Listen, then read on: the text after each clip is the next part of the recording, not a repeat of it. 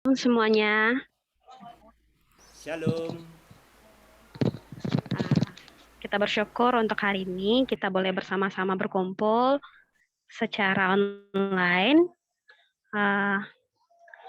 Abang Kakak dan teman-teman, sebentar lagi kita akan merayakan Paskah yang diawali dengan Jumat Agung, yang mana perayaannya yang selisih 3 hari, dan ini tidak pernah dipandang sepele oleh gereja sejak gereja mula-mula. Pokok iman Kristen adalah tentang kematian dan kebangkitan Yesus Kristus. Nah, untuk menyambut peristiwa penting ini, kita membuat 7 kali sesi, dan ini sudah sesi yang ketiga kalinya, yang membahas secara khusus 7 perkataan terakhir Tuhan Yesus di kayu salib.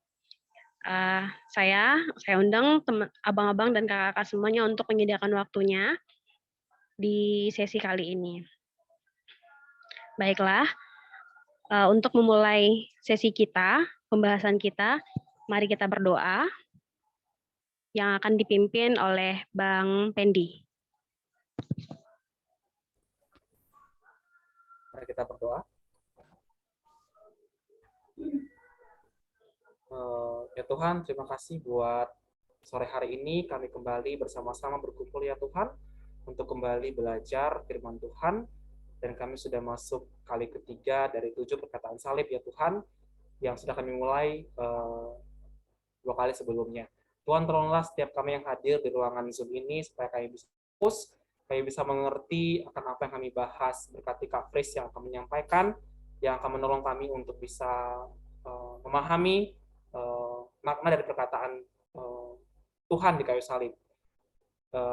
Biarlah ya Tuhan yang boleh berotoritas dari awal, pertengahan hingga akhir acara ini. Dalam nama Tuhan Yesus kami berdoa dan membuka kegiatan sore hari ini. Amin.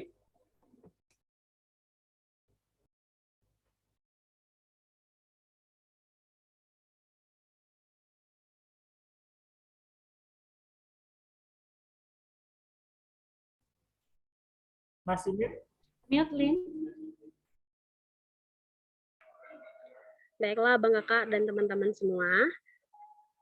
Untuk mengawali sesi ini, mari kita angkat pujian karya terbesar.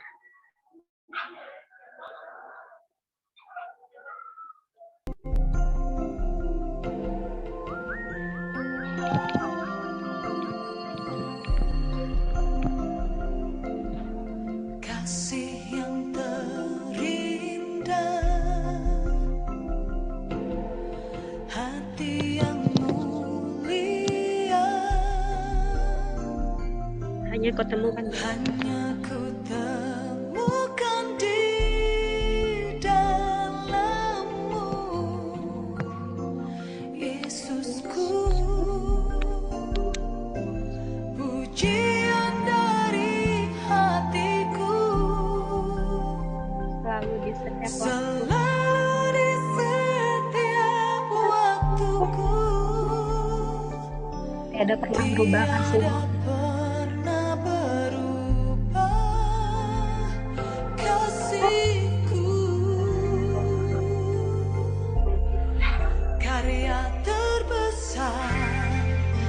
Dalam hidupku, pengorbananmu yang selamatkanku. Engkaulah harta yang tak ternilai, yang ku miliki dan ku hargai. Yesus, Engkau ku kagumi.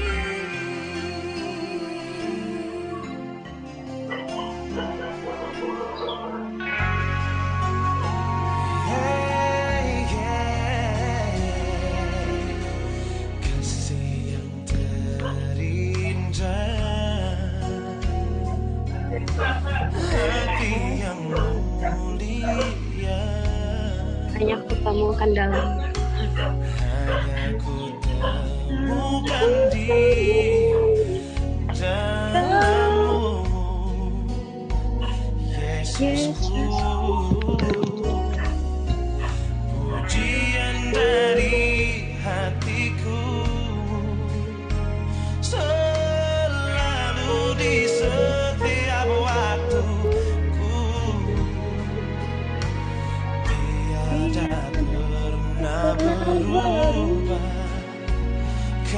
kasihku kepadamu, karya terbesar dalam hidupku, pengorbananmu yang selamatkanku. Engkaulah harta yang tak ternilai yang ku miliki dan ku hargai. Yesus, Engkau ku kagumi. Kematianmu menghidupkanku.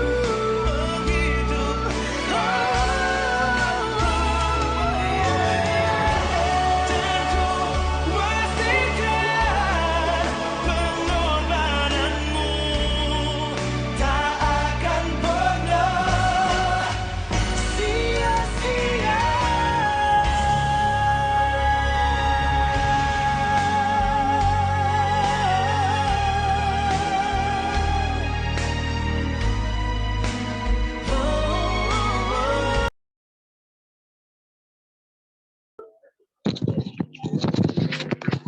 Oke, baiklah kita sudah mengangkat pujian. Sekarang tiba saatnya kita akan membaca bersama pengakuan iman rasuli.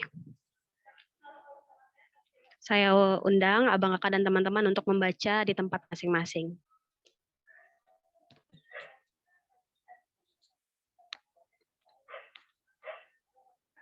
Mari kita mulai, 1, 2, ya.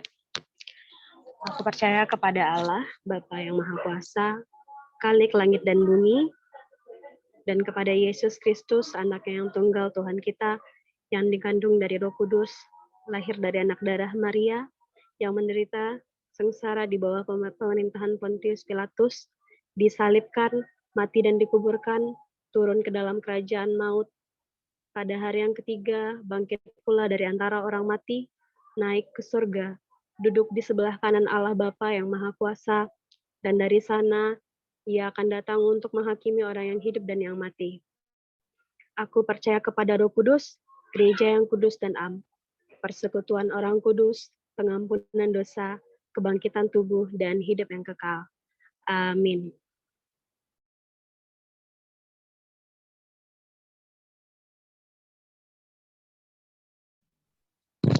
Oke, diserahkan ke Kak Fris. Shalom untuk kita semua. Shalom. Oke, kita sapa dulu yang yang lagi sakit. Halo Seli, sehat dek. Jadi Seli baru operasi guys. Aman ya Sel? Teman-teman, kita akan masuk ke dalam sesi ketiga. Nah, mari kita ambil waktu posisi yang paling enak, yang paling nyaman, ambil Alkitabnya, ambil catatannya, karena kita akan kembali berinteraksi dengan firman Tuhan, dengan perkataan Yesus yang ketika di kayu salib. Kita berdoa, mari kita berdoa. Tuhan Allah kami, Allah semesta alam, seluruh ciptaan-Mu memuja-muja Engkau, seluruh buatan tangan-Mu mengaturkan hormat dan puji kepada Engkau, karena Engkau layak untuk menerima itu. Ditinggikanlah nama-Mu ya Allah. Ditinggikanlah nama-Mu Tuhan Yesus, Allah kami, Raja kami. Biarlah rangkaian memperingati sesi demi sesi yang kami lakukan untuk memperingati Jumat Agung dan Paskah berkenan di hadapan-Mu ya Tuhan. Seperti lagu yang kami dengarkan barusan, yang kami puji barusan, pengorbanan-Mu tidak akan sia-sia. Engkau mati agar kami hidup. Dan biarlah apa yang kami lakukan ini sungguh-sungguh berkenan di hadapan Tuhan. Dengan sebuah pemahaman dan penghayatan lebih dalam. Karena kami mengerti apa yang kami baca, apa yang kami pelajari. Kami serahkan waktu ini, biarlah Tuhan yang berotoritas dan berinteraksi layak Allah kepada kami pribadi lepas pribadi yang ada di ruang Zoom ini. Dan hadirkanlah siapapun yang Tuhan mau untuk hadir, yang juga sedang dalam perjalanan. Dan Engkau lihat kondisi kami Tuhan, ada yang sedang sakit barangkali, ada yang sedang dalam pemulihan, mungkin juga ada yang sedang di kampus. Engkau lihat kondisi kami dan lindungilah kami. Dalam nama Tuhan Yesus Kristus, Allah semesta alam itu kami sudah berdoa. Amin.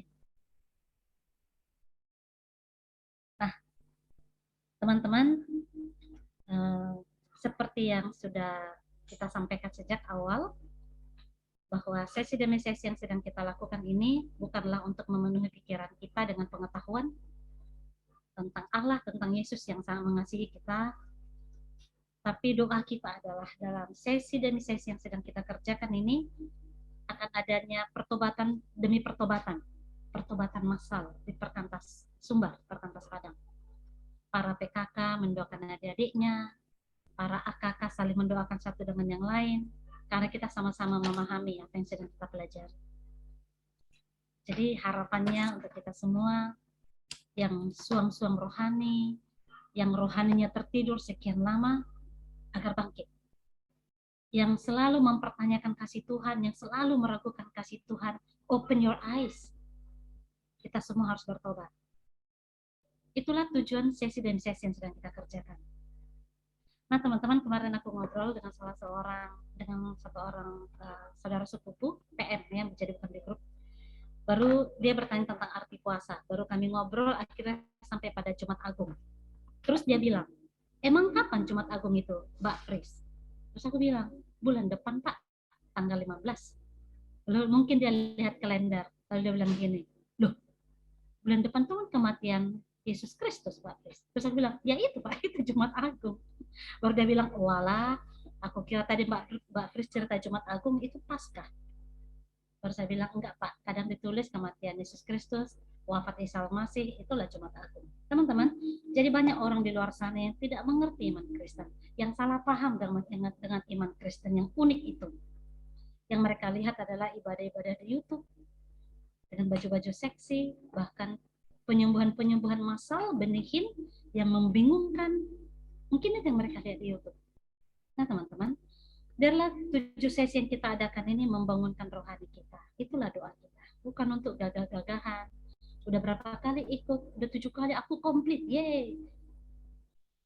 Bukan begitu. Tapi membuka mata kita kan firman di tangan kita yang kita pegang Alkitab masing-masing. Menelaah dengan sederhana. Ada sebuah kebangunan rohani. Jadi kita akan mulai. Oke teman-teman.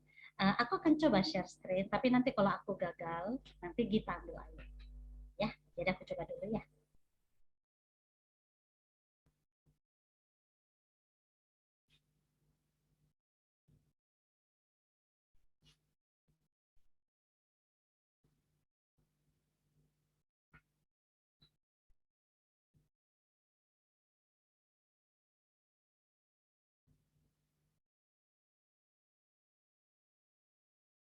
Kalian berhasil lihat? Berhasil kan? Lihatnya? Ya bisa. Bisa Kak, bisa. Alhamdulillah. Bisa ya. Tapi belum full screen. Coba slideshow ya. Biasa kalau udah slideshow aku pasti kalian lihatnya hitam. Semoga tidak. Bisa. Aku sudah loh guys. Oke, berarti aku nggak bisa. Berarti Gita lah. Di sini aku sudah bisa ada slideshow. Berarti Gita ya, Git.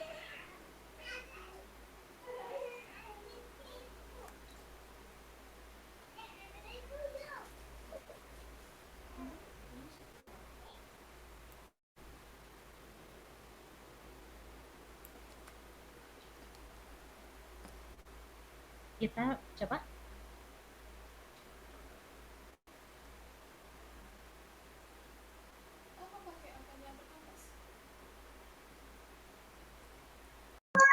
Kak, filenya belum kakak kirim ke aku. Sudah. Belum. Sudah di-chat deh. Udah aku kirim. Kirim ke sini aja Kak Pris. Oh, sama Herlin. Herlin udah aku kirim, Lin? Udah Kak, udah.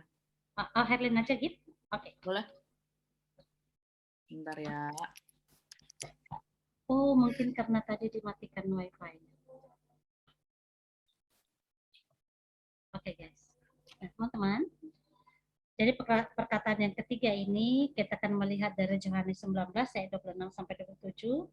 Jadi silahkan coret-coret, ambil catatannya. Kita akan berinteraksi dengan sederhana dan di akhir nanti kita ada refleksi untuk sama-sama berinteraksi dengan pertanyaan-pertanyaan. Ketika Yesus melihat ibunya dan murid yang dikasihinya di sampingnya, berkatalah ia kepada ibunya, "Ibu, inilah anakmu." Kemudian katanya kepada murid-muridnya, inilah ibumu. Dan sejak saat itu, murid itu menerima dia di dalam rumahnya. Sorry ya, murid itu satu ya guys, bukan murid-muridnya, tapi kepada muridnya. Dan sejak saat itu, murid itu menerima dia di dalam rumahnya. Nanti kalau aku bilang next, baru next ya, Lin. Kalau enggak, tak usah. Nah teman-teman, saat Yesus di kayu salib, para murid itu lari.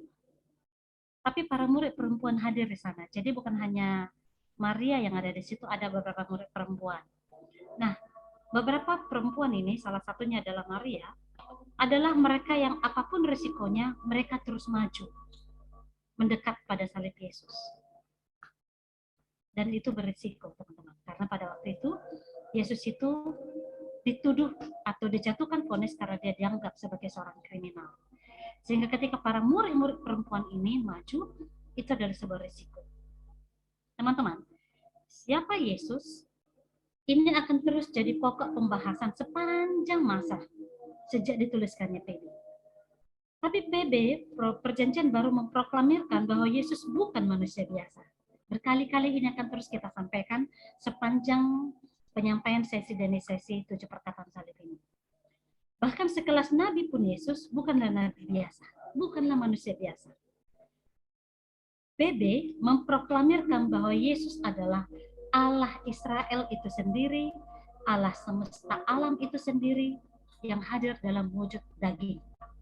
Itu proklamir iman di PB Perjanjian Baru. Next link. Nah, teman-teman, momen di kayu salib adalah momen yang sangat penting di kisah Injil. Di salah satu kalimat yang diucapkan dengan sangat sedikit, hanya ada 7. Salah satunya adalah berbicara tentang Maria sang ibu. Jadi di antara 7 ada satu yang berbicara tentang Maria. Maria adalah si ibu. Nah, teman-teman, berbicara tentang Yesus pasti terkait sedikit banyaknya dengan Maria yang adalah ibu ini. Dan Perjanjian Baru menceritakan bahwa Maria adalah wanita taat, suci, dan tidak bernoda. Jadi itulah cerita Perjanjian Baru tentang siapa Maria ini. Di antara 7 perkataan salib hanya 7 ucapan. Jadi sangat sedikit teman-teman. Tapi salah satunya adalah kalimat ini. Ini yang akan kita pelajari. Next. Allah memilih wanita Yehuda ini sebagai wadah untuk rencana penyelamatan akan dunia. Sebuah rencana yang sungguh-sungguh tidak ada keterlibatan Maria di sana kecuali hanya sebagai media wadah sang bayi Yesus lahir ke dunia. Jadi silakan garis bawah itu ya. Yang sungguh-sungguh tidak ada keterlibatan Maria kecuali hanya sebagai media atau wadah sang bayi Yesus lahir ke dunia. Nanti di belakang akan saya jelaskan. Kenapa suku Yehuda, saya perhatikan di situ, memilih wanita Yehuda. Kenapa suku Yehuda? Karena nubuat sang Mesias adalah dari suku Yehuda, dari keturunan Daud. Jadi bukan hanya ayahnya, bukan hanya Yusuf, tapi juga Maria. Nah, silsilah Maria ini kelihatan di Lukas. Silsilah Yusuf kelihatan di Matius. Tapi keduanya adalah suku Yehuda. Next. Nah, teman-teman, ini perlu diperhatikan. Sehingga konsep Allah di Kristen yang Maria termasuk di dalamnya tidak pernah ajaran Kristen. Oke, teman-teman. Maria tetaplah manusia suci, saleh, taat, tapi tidak pernah disejajarkan dengan Allah Tritunggal yang diproklamirkan Alkitab, yaitu Bapa, Anak, dan Roh Kudus. Maria bukan salah satunya. Kenapa ini perlu disampaikan? Sehingga apabila ada yang bertanya, kita bisa menjawab bahwa Kristen dalam ajarannya Maria adalah wanita suci, saleh, dan taat, tapi tidak pernah disejajarkan menjadi bagian dari Allah Tritunggal. Maria memang digelari sebagai Bunda Yesus, Bunda Allah, Bunda Kristus, tapi Maria tetap adalah manusia biasa, bukan Allah itu sendiri. Sehingga wanita suci ini memang dihormati di Perjanjian Baru, bahkan dalam sejarah gereja, dan banyak kisah tentang kematiannya. Kalau teman-teman googling ya, bagaimana kisah kematian Maria, banyak kisah. Nah, di dalam kisah ini, di dalam cerita ini, dalam 7 perkataan salib yang ketiga ini, kita akan melihat kasih Yesus, Allah yang jadi manusia itu kepada wanita yang taat ini. Di sini akan kita lihat, teman-teman. Oke, next slide. Nah, itu tentang Maria, nah, tentang Yohanes. Yohanes adalah murid yang sangat dekat dengan Yesus. Salah satu dari tiga orang dari 12 yang selalu bersama-sama dengan Yesus. Dalam peristiwa penting, yaitu transfigurasi Yesus, ada 2 nabi yang berbicara kepada Yesus, yaitu Elia dan Musa. Yohanes salah satu yang menjadi saksinya. Yohanes adalah salah satu yang hadir di sana. Dicatat keistimewaan Yesus di Perjanjian Baru, dan bagaimana rasul yang lain, yaitu Petrus, melihat kedekatan Yohanes ini terhadap Yesus. Mari kita buka Yohanes 21, mari kita lihat ya. Teman-teman silakan buka Alkitabnya. Makanya tadi saya katakan silakan ambil posisi yang paling enak, yang paling nyaman, sambil coret-coret Alkitab, garis bawahi mana yang perlu. Ini adalah interaksi kita dengan firman Tuhan. Mari kita buka Yohanes 21 ayat 20. Saya akan baca untuk kita Yohanes 21 ayat 20 dan 21. Silakan ikuti di tempat masing-masing, saya akan baca untuk kita. Ketika Petrus berpaling, ia melihat bahwa murid yang dikasihi Yesus sedang mengikuti mereka, yaitu murid yang pada waktu mereka sedang makan bersama duduk dekat Yesus dan yang berkata, "Tuhan, siapakah dia yang akan menyerahkan Engkau?" Ketika Petrus melihat murid itu, ia berkata kepada Yesus, "Tuhan, apakah yang akan terjadi dengan dia ini?" Jadi ada di situ, ada kata-kata di situ, kata murid yang dikasihi, ayat 20 ya. Dan Petrus bertanya tentang akhir hidupnya Yohanes, karena mungkin dia pengen tahu ya, karena Yohanes ini sangat dekat dengan Tuhan Yesus. Sehingga Yohanes digelari murid yang dikasihi. Yohanes adalah murid yang tidak mati seperti para rasul mati syahid, mati dipenggal, disalib terbalik. Tapi Yohanes adalah meninggal dalam usia tua sekali di pembuangan di Pulau Patmos yang saat ini disebut wilayah Yunani. Next, Lin. Nah, di kisah ini teman-teman, Yohanes adalah satu-satunya murid laki-laki yang dekat di kayu salib. Kemana yang lain? Lari menjauh. Tidak mau dilibatkan apa-apa dengan Yesus. Tapi Yohanes sejak awal di persidangan dia tetap ngekor. Dia tetap ngekor apa yang dilakukan pada Yesus. Teman-teman, benarlah dia adalah murid yang dikasihi dan dia meresikokan nyawanya untuk tetap dekat kepada kayu salib itu. Nah, teman-teman, kita akan melihat dengan lebih dekat kalimat ketiga yang disampaikan oleh Yesus. Itu ada di sudut kanan itu, dari setiap slide kalimat itu ada, kalimat ketiga itu ada.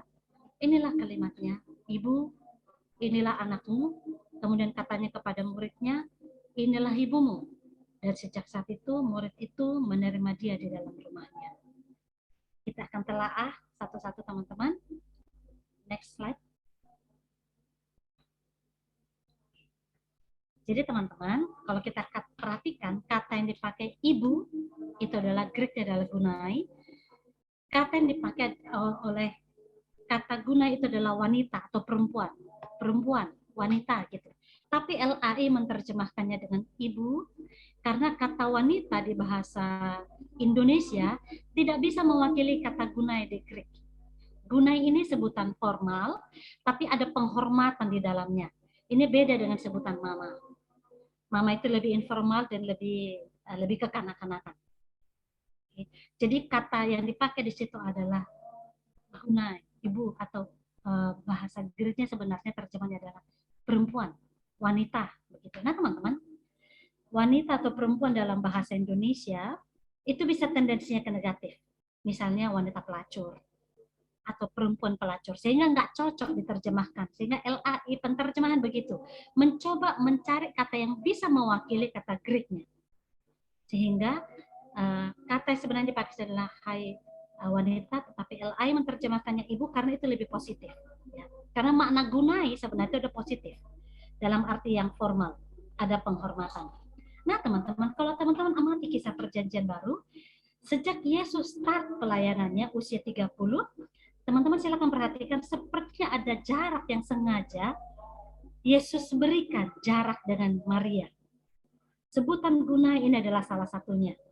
Sengaja menempatkan dirinya atau memperjelas posisinya bahwa Yesus bukanlah anak kandung biologis Maria. Yesus menyapa Maria dengan sapaan formal.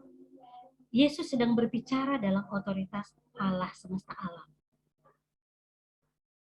Tapi kita akan menelisik lebih jauh. Mari kita lihat. Belum next slide ya teman-teman. Nah teman-teman, di perjanjian baru, Maria adalah sosok yang sangat istimewa, hadir pada saat kematian, pada saat kebangkitan, dan pada saat kenaikan Yesus ke sorga. Tapi teman-teman perhatikan kisah Maria ini, sejak muda, Maria ini sudah menderita, sejak dia menerima mandat dari malaikat untuk mengandung bayi yang disebut akan menjadi juru selamat itu. Maria menerima bullying atau sikap orang-orang lain karena di usia muda, di usia masih jerawatan. Jadi kalau kita perhatikan cerita itu adalah itu usia belasan tahun. Tapi dia mengandung, tapi belum menikah. Nah teman-teman, ada sebuah kisah bagaimana di Timur Tengah, bagaimana orang Yahudi, ada seorang ayah menceburkan anaknya ke dalam sumur agar anak itu mati. Kenapa? Karena anak perempuan itu ditemukan hamil di luar nikah. Begitulah ketatnya kultur Yahudi. Nah, di sini dikatakan itu hanya sebagai informasi apa yang dialami oleh Maria sejak dia menerima mandat itu. Ketika akan melahirkan di bulan kita peringati di bulan 12, Maria harus menempuh perjalanan dari atas, dari Galilea, dari Nazaret ke bawah ke Yerusalem, dan melahirkan di tempat yang kurang layak, kurang pas gitu seorang wanita hamil yang melahirkannya karena dalam sebuah kandang hewan. Sehingga sangat jelas penderitaan yang dialami Maria karena ketaatannya kepada misi yang Allah sampaikan kepada dia ketika dalam usianya begitu belia. Teman-teman bisa nangkap apa yang saya sampaikan ini? Maria adalah wanita suci, wanita yang sangat terhormat, wanita yang sangat tunduk kepada Taurat. Sejak mudanya, sejak dia menerima mandat itu, dia sudah mengalami penderitaan. Silakan next. Ketika Yesus berkata di kayu salib, Gunai, wanita, ibu, ini anakmu. Apa yang sedang kita bisa lihat di sini? Artinya adalah Yesus sedang memikirkan Maria. Teman-teman, kemungkinan Yusuf suaminya atau ayah Yesus secara fisik di bumi itu sudah meninggal. Sehingga kemungkinan tidak ada lagi yang menampung Maria. Yesus menitipkan Maria kepada murid yang sangat dipercayainya. Teman-teman, dalam penderitaannya Yesus disalib, dia dicambuk, dia satu hari sebelumnya dia sudah mengalami penganiayaan. Tapi dalam penderitaannya, Yesus memikirkan Maria. Bagaimana Maria kelak? Yesus menitipkan Maria ke murid yang dikasihinya. Sehingga dicatat bahwa sejak itu Maria tinggal bersama dengan Yohanes. Kita lihat posisi ini adalah Maria adalah seorang wanita yang sangat taat. Dalam mewujudkan misi Allah, dia mau menerima itu. Sehingga Yesus mengatakan dan memikirkan masa depan Maria ketika dia nanti akan naik ke surga atau meninggalkan Maria. Next slide. Maria di sini berdiri bukan sebagai ibu, tetapi sebagai pengikut Yesus. Sejak awal, dia tahu Yesus bukan hasil pernikahannya dengan Yusuf. Dia tahu bahwa Yesus adalah sosok yang berbeda sejak dalam kandungan. Dia tahu. Next. Yesus berbicara di sini bukan sebagai anak yang secara fisik lahir dari Maria, no. Tapi Yesus di sini berbicara dalam otoritasnya sebagai pencipta Allah semesta alam, pencipta Maria. Tapi dia sangat mengasihi Maria ini.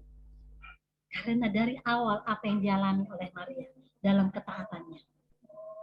Yesus sangat mengasihi Maria. Maria dalam ketaatannya sangat berharga di mata Yesus.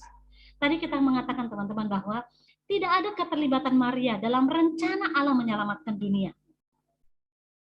Tidak ada keterlibatan, dia adalah wadah. Tetapi teman-teman, mari kita lihat dalam ketaatannya mau mengandung bayi Yesus itu adalah sebuah keterlibatan yang sangat besar dalam mewujudkan misi Allah itu. Next. Maria menjadi wadah untuk kelahiran Yesus sang juru selamat dunia. Teman-teman, Maria sering dibandingkan dengan Hawa. Kisah di kitab Kejadian, seorang wanita yang tidak taat, yang mengakibatkan awal sumber kejatuhan dalam dosa. Nah teman-teman, perhatikan bahwa Maria adalah Hawa kedua, ada istilah begitu ya. Wanita yang sekarang taat dan mau menanggung risiko demi misi Allah terwujud di dunia. Allah menemukan ada wanita lain yang bisa menggantikan posisi Hawa yang seharusnya taat.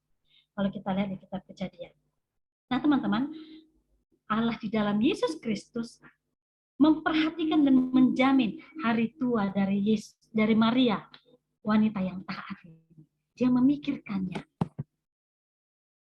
Dia menitipkan Maria ini kepada sang murid. Dia tahu Maria akan sendirian. Next. Teman-teman, kita pelajari dari sini. Kalau kita mengatakan, bukankah janji akan surga itu sudah cukup?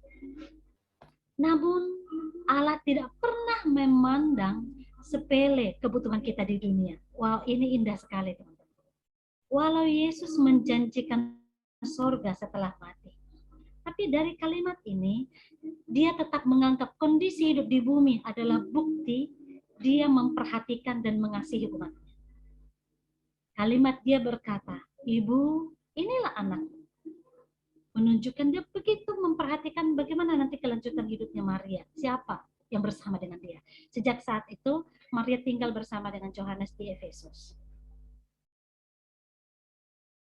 Next. Yesus, Allah yang wujud jadi manusia, memberi kepastian kepada Maria. Kalimatnya seperti seolah-olah, Maria, engkau akan baik-baik saja. Aku menjamin kehidupanmu. Engkau hambaku yang taat dan setia. Teman-teman, Yesus tidak menganggap sepele kehidupan Maria setelah dia wafat, setelah dia naik ke surga. Karena jarak waktu Yesus wafat, bangkit, dan naik ke surga itu hanya sekitar 50 hari. Hanya nggak nyampe 2 bulan. What next? Nah itu dia. Sehingga Yesus memperhitungkan Maria akan bersama dengan siapa. Teman-teman, di sini kita lihat Allah sangat menghargai sebuah ketaatan dan kesetiaan Maria dari sejak semula sampai kepada akhirnya. Itulah Allah kita. Allah yang tidak tepuk tangan dengan dingin di surga. Begitu ya. Maksudnya biasa aja lah, orang taat itu biasa. Nggak seperti itu teman-teman. Allah sangat menghargai sebuah ketaatan, sebuah penderitaan yang dilakukan demi misi Allah di bumi ini.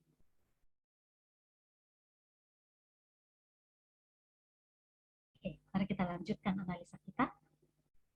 Next. Kemudian yang kedua, ketika Yesus berkata kepada Yohanes, "Anak, inilah ibumu."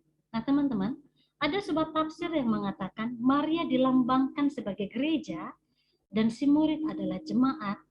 Disinilah Yesus mendirikan gerejanya dan dia adalah sang kepala gereja itu sendiri. Next. Sehingga dalam otoritas Yesus sebagai kepala gereja, dia sedang berbicara kepada umat.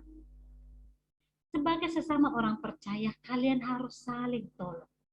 Kalian harus saling menanggung beban. Teman-teman, pandanglah penting apa yang Tuhan pandang penting. Bersedialah menanggung beban orang lain, walaupun hubunganmu hanya sebatas sesama umat percaya. Yohanes dan Maria tidak ada ikatan darah. Tetapi di sini ada pesan Yesus kepada Yohanes. Terimalah Maria sebagai ibumu. Teman-teman, ini pesan kepada jemaat yang berikutnya akan berdiri. Saling tanggunglah. Saling menopanglah kalian. Saling mengangkat beban.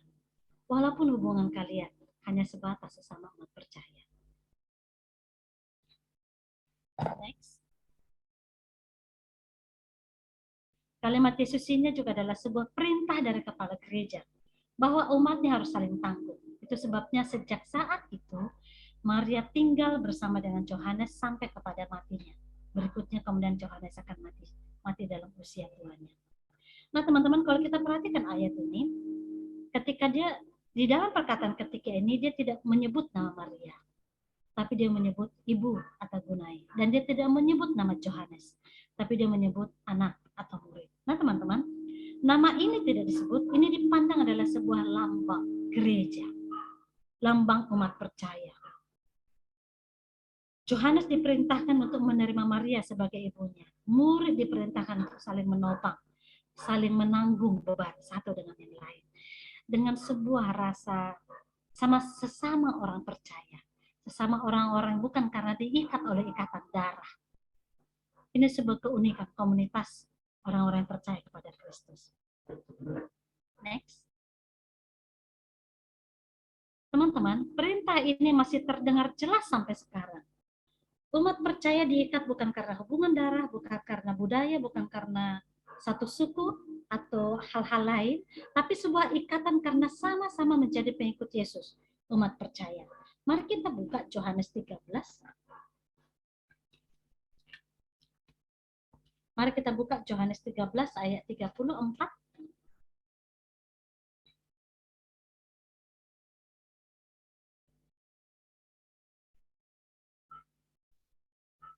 Saya akan baca kepada kita. Yohanes 13 ayat 34. Aku memberitakan perintah baru kepada kamu, yaitu supaya kamu saling mengasihi. Sama seperti aku telah mengasihi kamu, demikian pula kamu harus saling mengasihi. Dengan demikian semua orang akan tahu bahwa kamu adalah murid-muridku, yaitu jikalau kamu saling mengasihi. Perintah untuk saling mengasihi sebagai sesama orang percaya itu sudah menjadi perintah Yesus. Dan dalam ucapan, salah satu ucapan di 7 perkataan salib, yang sangat sedikit itu hanya 7, kata ini masuk, teman-teman, menunjukkan ini hal yang menjadi sebuah pesan yang sungguh-sungguh. Yesus tahu bahwa sepeninggalan dia, murid-murid akan mengalami aniaya. Yesus tahu itu. Dan itulah sebabnya Yesus berdoa untuk murid-muridnya, yang kita kenal dengan doa Imam Agung. Yesus tahu akan ada sebuah kondisi yang menggoncangkan bagi para murid, bahwa dia akan ditangkap, para murid akan mengalami aniaya. Tetapi pesan ini sangat jelas, bahwa murid-murid harus saling menanggung, bahwa umat percaya seharusnya saling menopang, saling menanggung.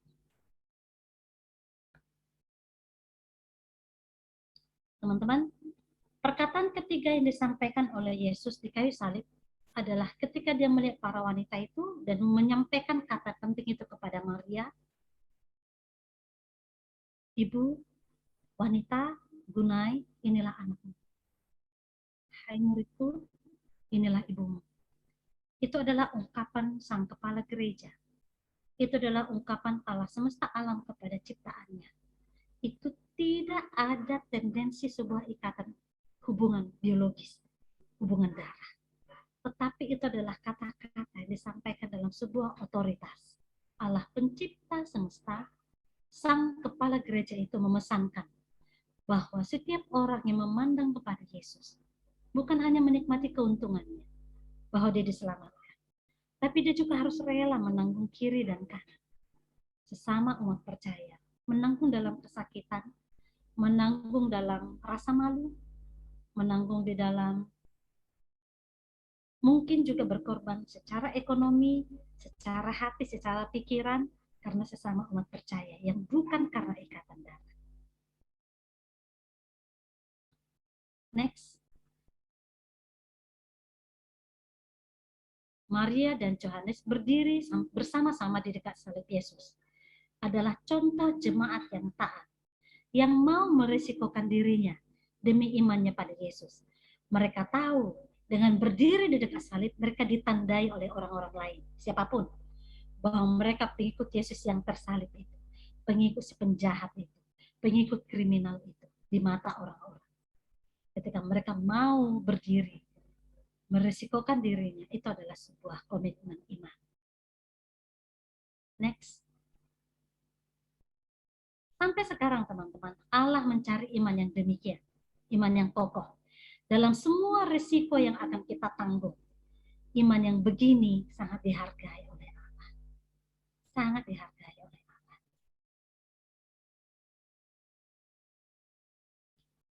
Teman-teman,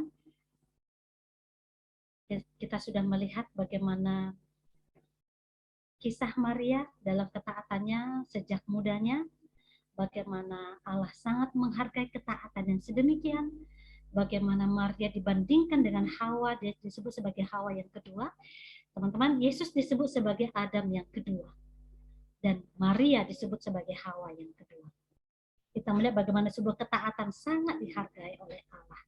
Dan bagaimana pesan Yesus terhadap jemaat, terhadap murid, orang-orang yang saling mengikatkan diri bukan karena ikatan darah atau suku atau bahasa, tetapi hanya karena sama-sama percaya kepada Yesus yang tersalib itu.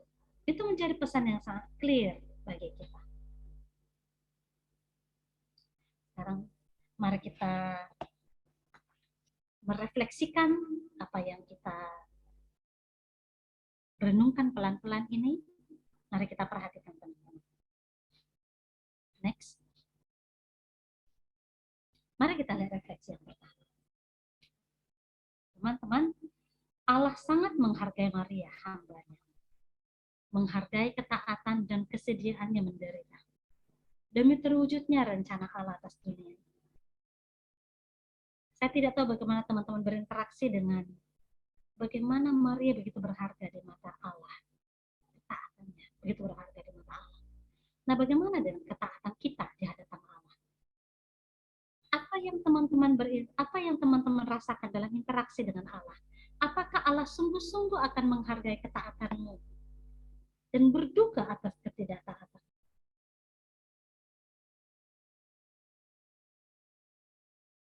Mari silakan berinteraksi dengan kalimat ini.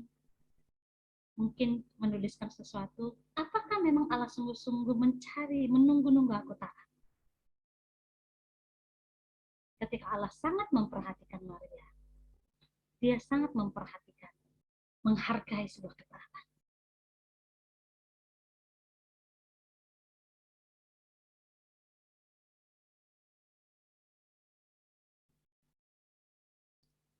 Kita lihat refleksi yang kedua.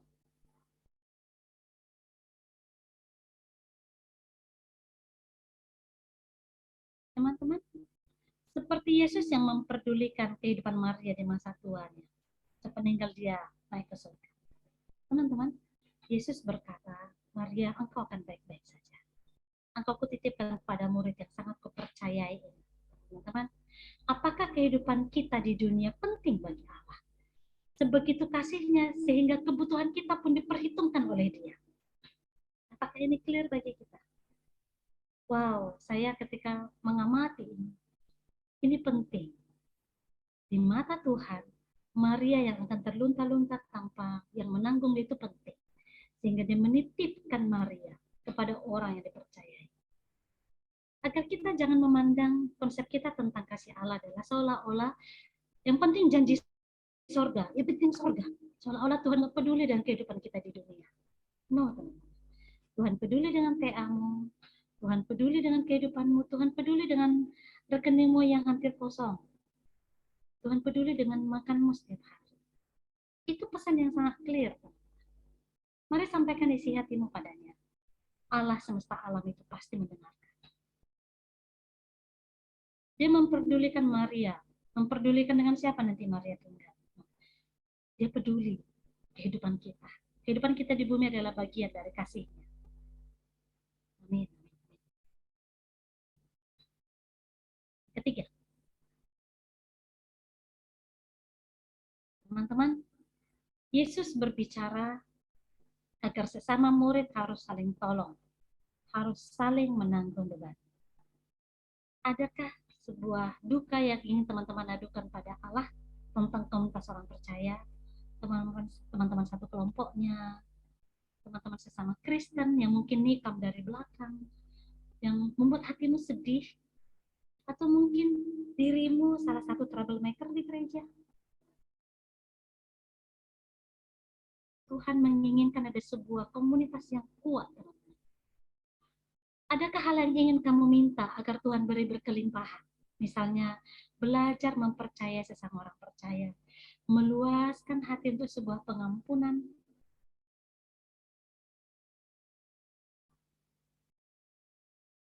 Adakah nama yang Tuhan ingatkan tentang seseorang dalam komunitas orang percaya yang Tuhan ingin agar kau lakukan sesuatu dengannya? Ada sebuah pesan bahwa murid harus saling tolong, saling menanggung beban. Kita diikat bukan karena ikatan darah. Kita diikat karena sama-sama memandang Yesus yang tersalib itu. Iman kepada Dia yang tersalib itu.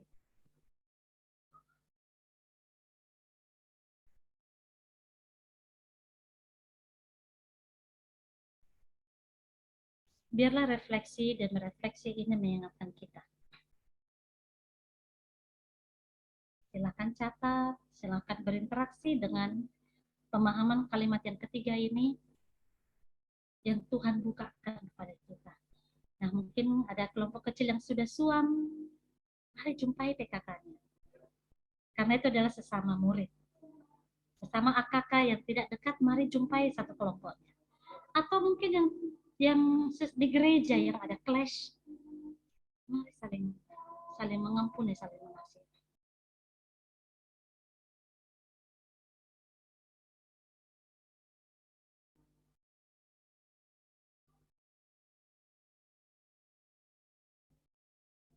Mari kita bernyanyi lagu yang tadi.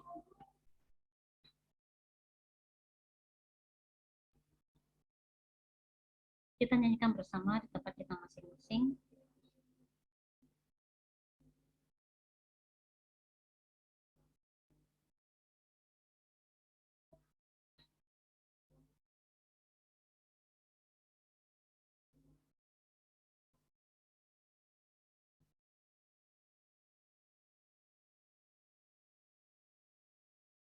Kita menikmati kata demi kata dan kita bernyanyi di tempat kita masing-masing.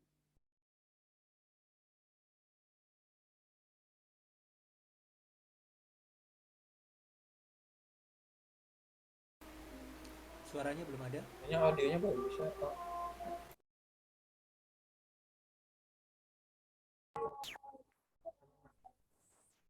Share with audio paling.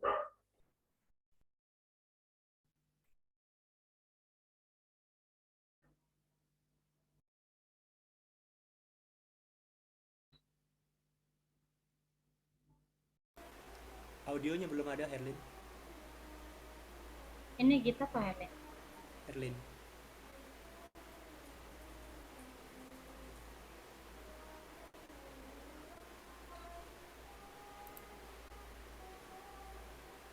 Lin? Suaranya belum kedengaran, Lin.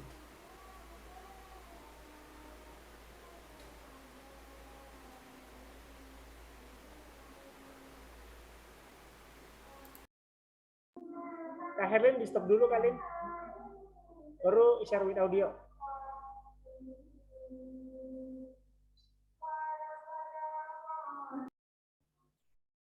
Yang kedengaran jadi suara sholat.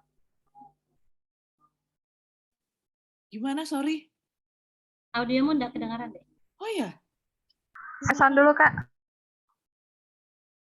ulang ya, maaf ya. No problem. Kita harus saling mengampuni, Lin. Oke. Maaf ya, sebentar.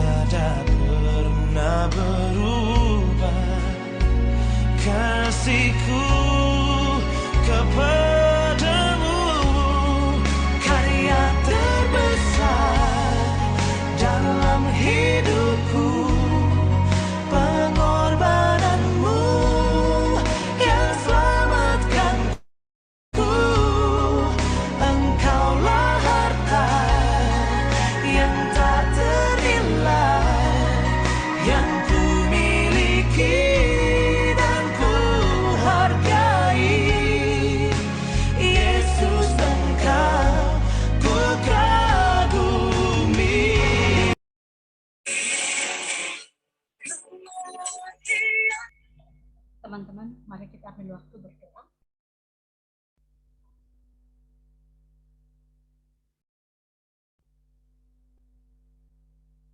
Engkau melihat kami masing-masing pribadi lepas pribadi ya Allah. Dengan semua kondisi kami yang berbeda satu dengan yang lain. Engkau yang mengetahui ketaatan demi ketaatan yang kami lakukan dalam kehidupan kami, bahkan yang mungkin tidak kami lakukan. Biarlah sesi ketiga ini boleh menolong kami melihat betapa berharganya sebuah ketaatan di mata Tuhan. Biarlah kami semua berinteraksi dengan refleksi ini.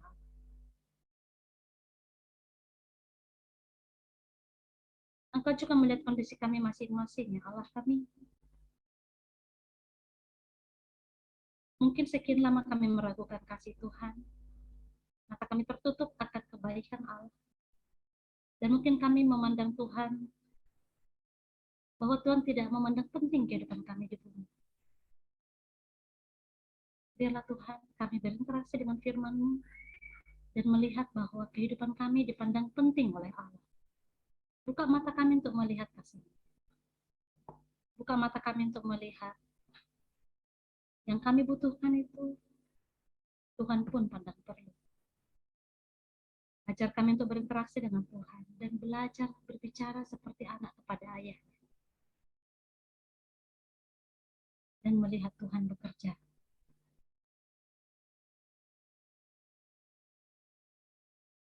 Tuhan, Engkau juga melihat kondisi kami di semua lokasi ya Allah, baik di gereja, baik di rumah, baik dalam kelompok kecil, baik dalam persekutuan apapun. Tuhan, kami rindu menjadi komunitas yang baik. Komunitas Kristen yang mengasihi Tuhan, masih mengasihi teman-teman kami sama orang percaya. Luaskan hati kami untuk terus melemparkan pengampunan demi pengampunan, seperti yang Engkau ajari. Tolong kami untuk saling menerima, walaupun dalam pertumbuhan kami sering dan sangat sering saling bergesekan ya. Karena Engkau sang kepala gereja itu memerintahkan kami untuk saling menanggung beban, saling menopang, saling berkorban.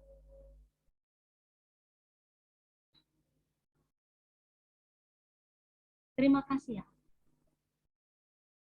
Pengorbananmu tidak sia-sia ya Tuhan Yesus. Terima kasih untuk semua. Ditinggikanlah namamu, dimuliakanlah.